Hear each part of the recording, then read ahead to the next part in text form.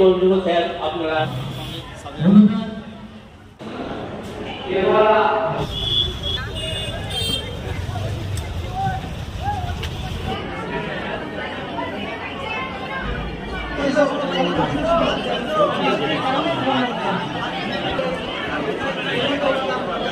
উৎসাহিত করার জন্য এইমাত্র আমাদের কবি প্রজন্মের মধ্য দিয়ে আজকে অনুষ্ঠানের শুভ সূচনা হলো। মুশকিল প্রত্যেককে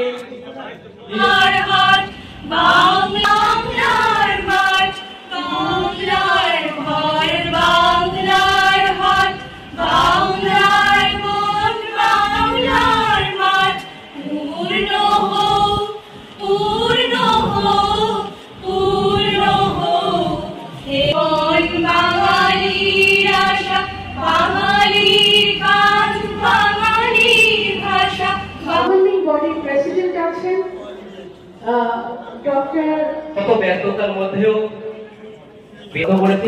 তার জন্য আমি মনে করি আজকে এই যে অডিটোরিয়ামটা যেটা তৈরি করা হলো এটা কিন্তু রক্ষণাবেক্ষণের দায়িত্ব তোমাদের দেখতে হবে যেন এটা ঠিক মতো রক্ষিত হয় এবং এর মর্যাদা যেন বজায় থাকে। যে প্রিন্সিপাল রয়েছে তাকে আমি বলবো যে এখানে সেমিনার হওয়া উচিত বিভিন্ন বিষয়ের উপর, এবং আর্টস এত গুরুত্বপূর্ণ সাবজেক্ট। আজ বাংলা নিয়ে সারা পশ্চিমবঙ্গের বাইরে যেভাবে বাঙালিদের বিরুদ্ধে একটা আন্দোলন তৈরি করা হচ্ছে, যে বাঙালি দেখলে পরে তাদের হিউমিলেট করার যে প্রবণতা, সেটা নিয়ে মাননীয় মুখ্যমন্ত্রী বলেছেন বিধানসভায় আলোচনা হবে। অত্যন্ত শর্ট টাইমের মধ্যে বিধানসভা ডাকা হয়েছে, 1 তারিখ থেকে বিধানসভা শুরু হবে।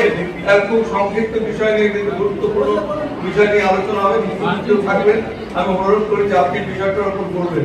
কিন্তু আমি বলি যে আমাদের বাঙালি জাতি যারা স্বাধীনতা সংগ্রামের জন্য আত্মত্যাগ করেছেন, তাদের নিয়ে যেভাবে অন্যান্য রাজ্য থেকে হিউমিলেট করে তাদের দাঁড়িয়ে দেওয়ার প্রচেষ্টা, এটার বিরুদ্ধে সবাই আমাদের সচেতন হতে হবে। পরিবেশে আমরা সবাই মিলে বসে একসাথে এক জায়গা হতে পেরেছি। আমাদের মধ্যে একটা আন্তরিকতার জায়গা তৈরি হচ্ছে, আমাদের মধ্যে সম্প্রীতির জায়গা হচ্ছে, আমাদের মধ্যে ঐক্যের জায়গা হচ্ছে, আমরা সংঘবদ্ধ হচ্ছি, আমাদের মধ্যে সংঘবদ্ধতার মধ্যে একতা তৈরি হচ্ছে। এই পক্ষ হচ্ছে সেটা, এটাকে আমরা বলতে পারি সম্প্রীতির পক্ষ। আমি এসে খুব আনন্দিত হয়েছি, এত সুন্দরভাবে একটা অডিটোরিয়াম তৈরি করা হয়েছে, এটা দরকার ছিল। এবং এটা যে আমাদের আব্দুল খালেক খান বিধায়ক এলাকা উন্নয়ন তহবিল থেকে হয়েছে, এটা একটা দৃষ্টান্তমূলক ঘটনা তিনি করে দেখিয়েছেন। আমি আশা করি এটার সদ্ব্যবহার হবে এবং ছেলেমেয়েরা ভালো করে এটা গ্রহণ করবে।